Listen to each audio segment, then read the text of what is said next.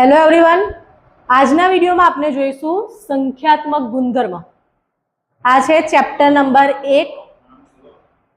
હા એટલે પછી બોલું છું તો ફરીથી હેલો એવરીવન, એક્સરે આસિસ્ટન્ટ અને લેબ આસિસ્ટન્ટની તૈયારી કરી રહેલા વિદ્યાર્થીઓ માટે એક નવો વિડીયો આપણી યુટ્યુબ ચેનલ પર હાજર છે। આજના વિડીયોમાં આપણે જોવાના છે ચેપ્ટર નંબર 1 રસાયણ વિજ્ઞાન અને એનું નામ છે દ્રાવણ એટલે કે સોલ્યુશનમાં સંખ્યાત્મક ગુણધર્મ એટલે શું। આની આગળના વિડીયોમાં આપણે દ્રાવણના પ્રકાર, સાંદ્રતા, એના એકમો, હેનરીનો નિયમ, રાઉટનો નિયમ આ બધી જ માહિતી મેળવી લીધી છે। તમારે પણ જો આ બધા વિડીયો જોવા હોય તો ડિસ્ક્રિપ્શન બોક્સમાં એના માટેની લિંક છે। એ સિવાય વોટ્સઅપ ગ્રુપ, ટેલિગ્રામ ગ્રુપ માટેની લિંક છે, તો એમાં કનેક્ટ થઈ જાઓ। ચલો જોઈએ આજનો ટોપિક સંખ્યાત્મક ગુણધર્મ। સંખ્યાત્મક ગુણધર્મ એટલે કે એવા ગુણધર્મ કે જે સંખ્યાકન પર આધાર રાખે, નહીં કે સાંદ્રતા પર। તો એમાંનો જ એક ગુણધર્મ આપણે આગળ ઓલરેડી જોઈ લીધો અને એ જે રાઉટના નિયમનો બીજો કેસ હતો જેમાં દ્રાવ્ય અબાષ્પશીલ હતું અને દ્રાવક બાષ્પશીલ હતું। તો એ ટાઈમે જે બાષ્પ દબાણમાં ઘટાડો થતો હતો અને એ પણ સાપેક્ષ ઘટાડો એ સંખ્યાત્મક ગુણધર્મ છે। ફરીથી સંખ્યાત્મક ગુણધર્મનો કોન્સેપ્ટ શું છે કે જે ગુણધર્મ દ્રાવણના અંદર રહેલા સંખ્યાકન પર આધાર રાખે, નહીં કે દ્રાવણની સાંદ્રતા પર। તો સાપેક્ષ ઘટાડો એક તો, એ સિવાય ઉત્કલન બિંદુ ઉન્નયન, ઉત્કલન બિંદુ નહીં પરંતુ ઉત્કલન બિંદુ ઉન્નયન। તો હવે પ્રશ્ન એવો થાય કે ઉત્કલન બિંદુ ઉન્નયન એટલે શું?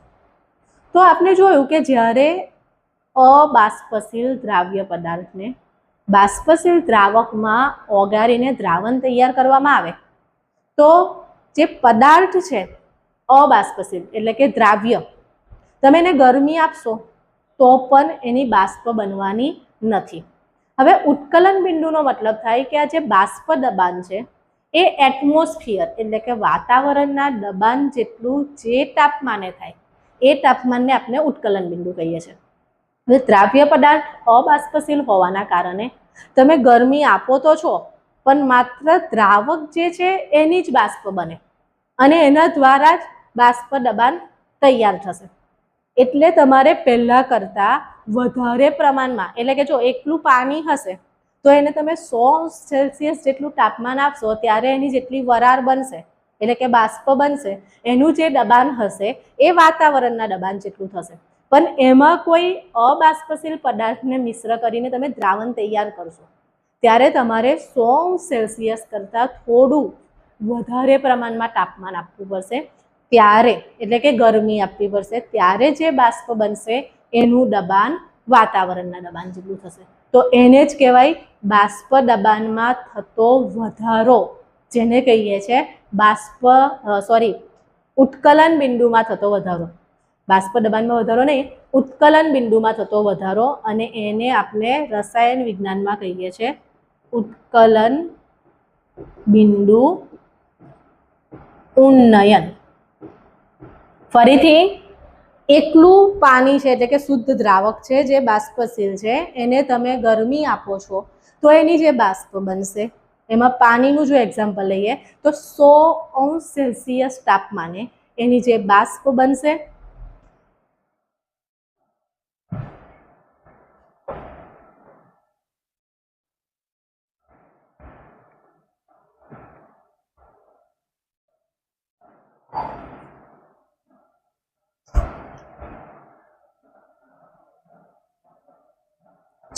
સેલ્સિયસે પાણીની જે બાષ્પ બનશે એનું જે દબાણ તૈયાર થશે એ વાતાવરણના દબાણ જેટલું થશે, એટલે પાણીનું ઉત્કલન બિંદુ 100 સેલ્સિયસ છે।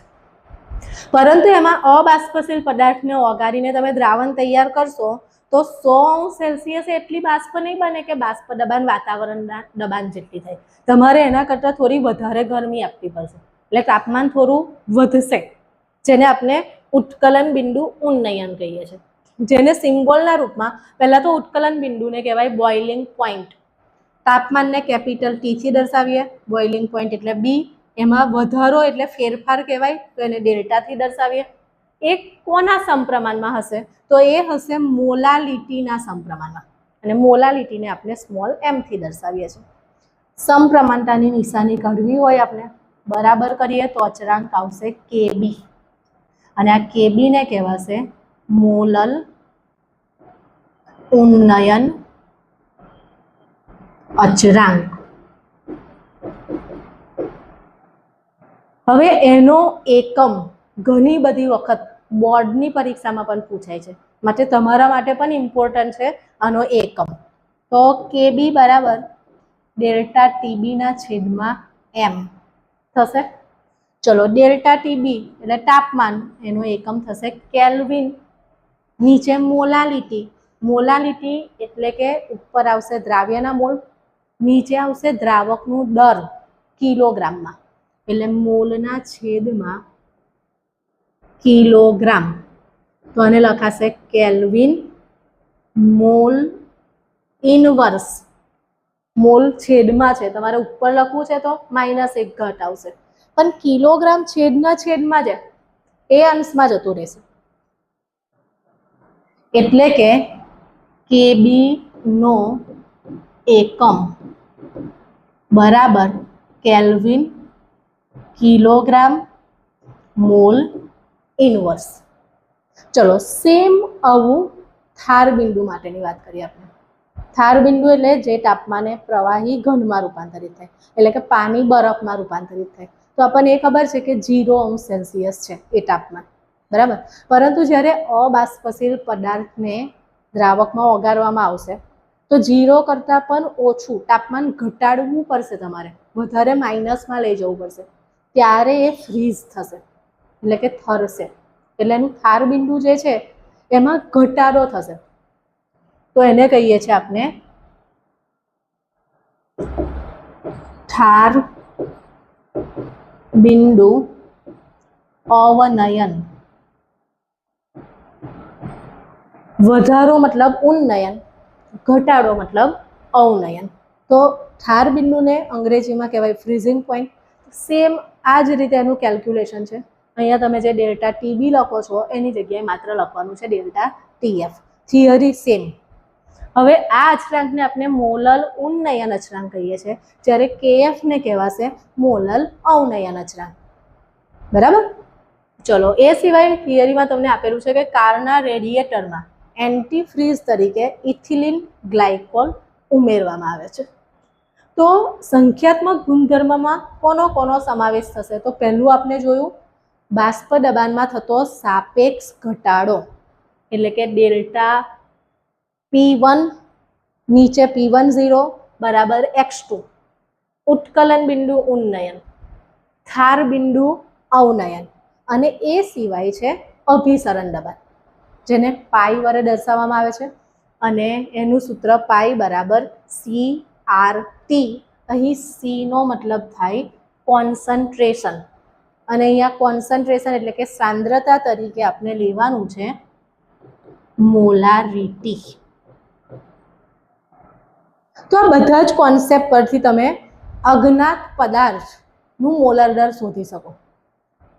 સાપેક્ષ ઘટાડાનો ઉપયોગ કરીને પણ, ઉત્કલન બિંદુ ઉન્નયનની થિયરીનો ઉપયોગ કરીને, થાર બિંદુ અવનયનની થિયરીનો ઉપયોગ કરીને, અને અભિસરણ દબાણનો ઉપયોગ કરીને તમે અજ્ઞાત પદાર્થ, દ્રાવ્ય તરીકે જે અજ્ઞાત પદાર્થ છે, તમને ખબર નથી કે શું ઓગાળ્યું છે, તો તમને એનું સૂત્ર નહીં ખબર હોય, તો તમારે એનું જો મોલર દર જાણવું હોય તો આ બધાના સૂત્રનો ઉપયોગ કરીને તમે M2 ને સૂત્ર કરતા બનાવીને દ્રાવ્યનું આણ્વીય દર એટલે કે મોલર દર શોધી શકો છો. પણ એમાં જો પોલિમર પદાર્થ હોય, એટલે પ્રોટીન છે, સ્ટાર્ચ છે, એવા બધા પોલિમર પદાર્થ કે જેના આણ્વીય દર 10,000 કરતાં પણ વધારે હોય, તો એ બધાનું આણ્વીય દર શોધવા માટે સ્પેશિયલી અભિસરણ દબાણ પદ્ધતિનો ઉપયોગ થાય છે. તો આ 1 માર્કનો વેરી મોસ્ટ ઇમ્પોર્ટન્ટ ક્વેશ્ચન છે કે પોલિમર અને પ્રોટીન જેવા બૃહદ અણુઓના અણુભર શોધવા માટે સૌથી શ્રેષ્ઠ પદ્ધતિ કઈ? તો એ છે અભિસરણ દબાણ. અને એનો યુઝ થવાનું કારણ આ બધામાં મોલાલિટીનો યુઝ થાય છે, જ્યારે અહીંયા સાંદ્રતાના એકમ તરીકે આપણે લેવાનું છે મોલારિટી. તો આ જે કોન્સેપ્ટ આપણે આજે જોયા એના પરથી જે એમસીક્યુ છે એને સોલ્વ કરીએ. તો પહેલું છે કે દ્રાવણના સંખ્યાત્મક ગુણધર્મ શાના પર આધાર રાખે? તો એ આધાર રાખશે દ્રાવ્ય કણોની સંખ્યા પર, દ્રાવણની સાંદ્રતા પર નથી આધાર રાખતું એ. બીજું કે ઉત્કલન બિંદુ ઉન્નયન કે પછી થાર બિંદુ અવનયન સંખ્યાત્મક ગુણધર્મ છે, પરંતુ ઉત્કલન બિંદુ કે થાર બિંદુ એ સંખ્યાત્મક ગુણધર્મ નથી. એના પછી મોલર ઉન્નયન અચળાંક, હમણાં જ આપણે એના એકમની તારવણી કરી તો એ થશે કેલ્વિન, કિલોગ્રામ, મોલ ઇનવર્સ. આ વેરી મોસ્ટ ઇમ્પોર્ટન્ટ ક્વેશ્ચન લાગે છે મને પૂછાવા માટે. એના પછી બાષ્પ દબાણમાં થતો સાપેક્ષ ઘટાડો શાના જેટલો હોય? તો અબાષ્પશીલ દ્રાવ્ય પદાર્થના મોલ અંશ જેટલો, એટલે કે X2 જેટલો હોય છે. કારના રેડિએટરમાં એન્ટીફ્રીઝ તરીકે શું ઉમેરવામાં આવે? તો ઇથિલિન ગ્લાયકોલ. હવે અત્યારે આપણે સંખ્યાત્મક ગુણધર્મમાં છેલ્લો ટોપિક જોયો, અભિસરણ દબાણ. તો એ અભિસરણ દબાણનો આપણા શરીરમાં કઈ રીતે ઉપયોગ છે? તો માનવના જે રક્તકણ છે આરબીસી, રેડ બ્લડ સેલ, એ 0.9% W/V વજન કદથી ટકાવારી NaCl દ્રાવણ સાથે સમાન અભિસરણ દબાણ ધરાવે છે. તો અભિસરણ દબાણના આધારે 3 પ્રકાર છે દ્રાવણના. એક તો આઇસોટોનિક એટલે કે સમ અભિસારી, બીજું હોય હાઇપરટોનિક અને ત્રીજું છે હાઇપોટોનિક. તો હાઇપરટોનિક ક્યારે કહેવાશે? જ્યારે આ સાંદ્રતા લેસ ધેન 0.9% હોય તો કોષમાંથી પાણી બહાર આવતા કોષ સંકોચાઈ જશે. અને જ્યારે હાઇપોટોનિક હોય, સોરી આમાં ગ્રેટર ધેન 0.9% હોય, આમાં લેસ ધેન 0.9%, તો કોષમાં પાણી પ્રવેશતા કોષ ફૂલી જાય છે. તો એ ટોપિકના આધારે તમને જુદા જુદા એમસીક્યુ આપેલા છે કે અભિસરણ દબાણ પાઈ શોધવાનું સૂત્ર એ અમને આગળ જોયું આપણે, પાઈ બરાબર CRT. એમાં કોન્સેપ્ટ મેઇન એવો છે કે અભિસરણ દબાણ એ આપેલા તાપમાને સાંદ્રતાના સમપ્રમાણમાં, એટલે કે પાઈ ચલે છે CT, ચલે છે કરો અને બરાબર કરીને અચળાંક મૂકો તો વાયુનો અચળાંક જે છે R તે મૂકવાનો, એટલે આ રીતે સૂત્ર બનશે પાઈ બરાબર CRT. હવે આની જગ્યાએ બીજી રીતે પણ તમને આપેલું હોય, કઈ રીતે? તો C એ મોલારિટી છે. મોલારિટી એટલે દ્રાવ્યના મોલ એટલે કે N2 છેદમાં દ્રાવણનું કદ વોલ્યુમ એટલે કે V. ચલો હવે N2 એટલે શું? તો કે W2 ના છેદમાં M2, દ્રાવ્યનું ગ્રામમાં આપેલું દર છેદમાં દ્રાવ્યનું મોલર દર અને આ V. તો આ બધી કિંમત જો આમાં મૂકી દઈએ આપણે તો W2RT છેદમાં M2V. તો આ રીતે પણ તમને અહીંયા સૂત્ર આપેલું હોઈ શકે. એના પછી દરિયાઈ પાણીનું ક્ષાર મુક્તિ એટલે કે ડિસેલિનેશન કરવા કઈ પદ્ધતિ વપરાય? તો તમારા દરેકના ઘરમાં પાણીના શુદ્ધિકરણ માટે RO હોય છે. તો એ RO નું જે ફૂલ ફોર્મ છે એ છે રિવર્સ ઓસ્મોસિસ. ઓસ્મોસિસ એટલે અભિસરણ અને રિવર્સ એટલે પ્રતિ, ઊંધી ડિરેક્શનમાં લઈ જવાનું. બરાબર? અભિસરણમાં શું થશે? જ્યારે એક વધારે સાંદ્ર દ્રાવણ અને એક ઓછું સાંદ્ર દ્રાવણ એની વચ્ચે અર્ધપારગમ્ય પડદો સેમી પરમિએબલ મેમ્બ્રેન રાખવામાં આવે ત્યારે વધારે સાંદ્રતાવાળા દ્રાવણ તરફથી દ્રાવકનો પ્રવાહ ઓછી સાંદ્રતા ધરાવતા દ્રાવણ તરફ જાય. ક્યાં સુધી? બંને બાજુની સાંદ્રતા સમાન થાય ત્યાં સુધી. પરંતુ તમે જ્યારે પ્રવાહ જે દિશામાં જાય છે એના પર વધારે પ્રમાણમાં દબાણ લગાવશો તો ઊંધી દિશામાં પ્રવાહ જશે. એટલે કે જે અશુદ્ધ દ્રાવણ છે એમાંથી શુદ્ધ દ્રાવક તરફ ખાલી દ્રાવકનો પ્રવાહ જશે. તો એને આપણે કહીએ છીએ પ્રતિ અભિસરણ એટલે કે રિવર્સ ઓસ્મોસિસ. તો દરિયાના પાણીનું જે શુદ્ધિકરણ કરવામાં આવે, ક્ષાર એમાંથી દૂર કરીને શુદ્ધ પાણી મેળવવામાં આવે તો એ આ પ્રતિ અભિસરણની પદ્ધતિથી થાય છે. એ સિવાય લોહીના કોષોને 0.9% NaClના દ્રાવણમાં રાખીએ તો 0.9% W/V સાથે તો સમ અભિસારી છે આપણા કોષો, એટલે કદમાં કોઈ ફેરફાર નહીં થાય. પોલિમર અને પ્રોટીન આ વેરી મોસ્ટ ઇમ્પોર્ટન્ટ છે એમસીક્યુ. જેવા બૃહદ અણુનું અણુભાર શોધવા કયો ગુણધર્મ શ્રેષ્ઠ છે? તો અભિસરણ દબાણ. અને હવે આ ચેપ્ટરનો લાસ્ટ ટોપિક છે વોન્ટ ઓફ અવયવ. તો અમને તમે સંખ્યાત્મક ગુણધર્મમાં જોયું કે આ જે બધા ગુણધર્મ છે, બાષ્પ દબાણમાં થતો સાપેક્ષ ઘટાડો, ઉત્કલન બિંદુ ઉન્નયન, ધાર બિંદુ અવનયન અને અભિસરણ દબાણ એ દ્રાવ્ય કણોની સંખ્યા પર આધાર રાખે. તો દાખલા તરીકે દ્રાવ્ય તરીકે જો હું NaCl લઉં તો એનું જ્યારે દ્રાવણ બનશે, દ્રાવકમાં એને ઓગાળીને દ્રાવણ તૈયાર કરો છો તમે, તો એ તો Na+ અને Cl- માં વિભાજિત થઈ જશે. તો દ્રાવ્ય કણોની સંખ્યા બદલાઈ ગઈ પહેલાં કરતાં. તો આ જે બધા ગુણધર્મ છે સંખ્યાત્મક ગુણધર્મ એ બદલાઈ જશે અને એના કારણે તમે જે આણ્વીય દર શોધ્યું છે એ પણ બદલાઈ જશે. તો એવી સિચ્યુએશનની અંદર તમે શું કરશો? તો એના માટે જ વોન્ટ ઓફ નામના વૈજ્ઞાનિકે એક ફેક્ટર આપ્યો, એટલે કે અવયવ આપ્યો, જેને આપણે સ્મોલ આઈ વડે દર્શાવીએ છીએ. હવે અહીંયા બે કેસ બની શકે. એક તો હમણાં મેં તમને જે NaCl ની વાત કરી, NaCl છે, KCl છે, MgSO4 આ બધા આયનીય સંયોજન, તો એના આયનો છૂટા પડે એટલે કે વિયોજન થાય. તો એ ટાઈમે આઈની કિંમત 1 કરતાં વધી જશે, કારણ કે કણોની સંખ્યા વધે છે એટલા માટે. એટલે વિયોજનના કેસમાં I ગ્રેટર ધેન 1 થશે. જ્યારે ઓર્ગેનિક કેમિસ્ટ્રીની જો હું વાત કરું, ઓર્ગેનિક કાર્બનિક સંયોજનો હોય, દાખલા તરીકે બેન્ઝોઇક એસિડ, બેન્ઝીન, તો એ બધા ઘટકોનું સુયોજન થશે એટલે કે એ ભેગા થઈ જશે. તો એ ટાઈમે આઈની કિંમત 1 કરતાં ઓછી થઈ જશે, એટલે કે સુયોજનના કેસમાં I લેસ ધેન 1 થશે. તો એની જ વાત અહીંયા કરેલી છે. પહેલાં તો એને શોધવા માટેનું સૂત્ર, આઈની કિંમત શોધવા માટેનું સૂત્ર સૈદ્ધાંતિક મોલર દર. સૈદ્ધાંતિક મોલર દર મતલબ NaCl માટે તમે Na + Cl એટલે કે Na નું દર 23, Cl નું દર 35.5 એ એડ કરીને તમે 58.5 જે શોધો છો એ સૈદ્ધાંતિક કહેવાય.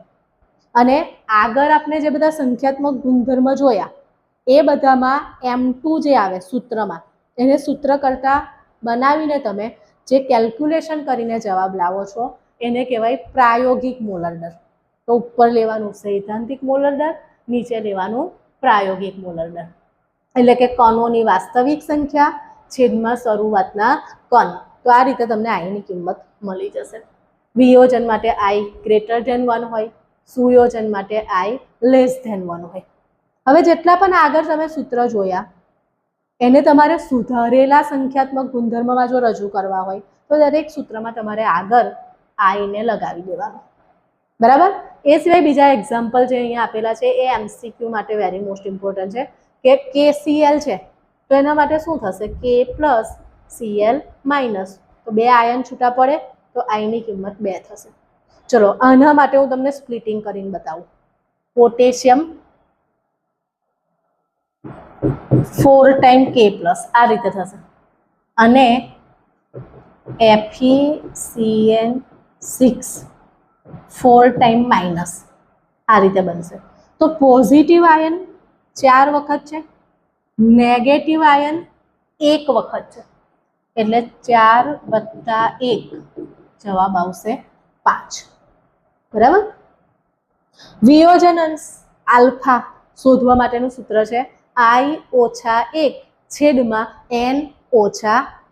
તો આ સૂત્રનો ઉપયોગ કરીને તમને દાખલા પૂછવા હોય તો પૂછાઈ શકે. આમ તો જનરલી આ ટાઈપની જે સ્પર્ધાત્મક પરીક્ષા હોય છે એમાં તમારી પાસે એટલો ટાઈમ નથી હોતો, એના કારણે એ લોકો જે પણ તમને પ્રશ્ન આપે છે સ્ટેટમેન્ટ બેઝ જ હોય છે અથવા ડાયરેક્ટ સૂત્ર પૂછે તમને, કેલ્ક્યુલેશન નથી હોતું. એટલા માટે આપણે આ બધા જે વિડીયોની સિરીઝ છે એમાં કેલ્ક્યુલેશનવાળા જે દાખલાઓ, ઉદાહરણ, સ્વાધ્યાયના દાખલા એની તૈયારી નથી કરાવી અહીંયા. માત્ર તમને ફોર્મ્યુલા બેઝ હોય, પરંતુ આ ફોર્મ્યુલા નાનું છે તો તમને આઈની કિંમત આપી દીધી હોય, એનની કિંમત આપી હોય અને તમને વિયોજન અંશ શોધવાનું પૂછાઈ શકે. તો આ બધા ટોપિકના રિલેટેડ MCQ જોઈ લઈએ. તો દ્રાવણમાં સંપૂર્ણ વિયોજન પામતા KCl હમણાં જ જોયું, K+Cl-, પોઝિટિવ આયન 1 છે, નેગેટિવ આયન 1 છે, તો આઈની કિંમત થશે 2.